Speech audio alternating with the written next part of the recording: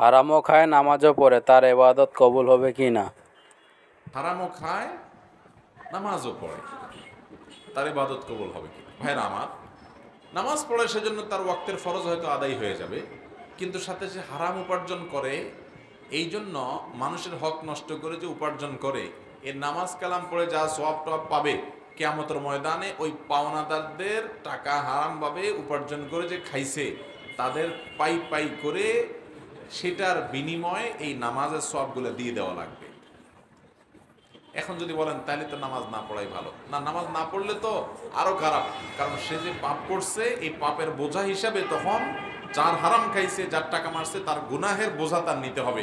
নামাজ থাকলে নামাজ দিয়ে সে পার পাবে, আর নিজের নামাজ নিজের কোনো কাজে আসলো না। এই জন্য ভাইরা মা, আপনি হারাম বর্জন করেন, হারাম ছাড়েন, হারাম থেকে সরে আসেন, ওইটা সবচেয়ে বেশি গুরুত্বপূর্ণ।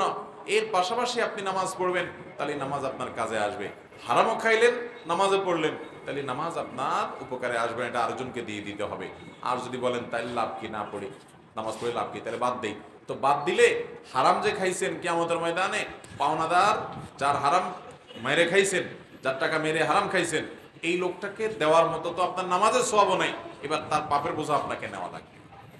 অবস্থা আরো ডেঞ্জারাস হবে। বিধায় হারাম বর্জন করার গুরুত্ব অনেক বেশি। আমাদের দেশে মানুষ মনে করে কি যে নামাজও পড়ি হারামও করি, আল্লাহ তাআলা মাফ করে দিবে। ভাই, আল্লাহ তাআলা সব গুনাহ মাফ করবেন, আল্লাহর কাছে মাফ চাইলে, লজ্জিত হলে, অনুতপ্ত হলে, কিন্তু বান্দার হক নষ্ট করে হারাম খাইছেন এইটা আল্লাহ মাফ করবেন।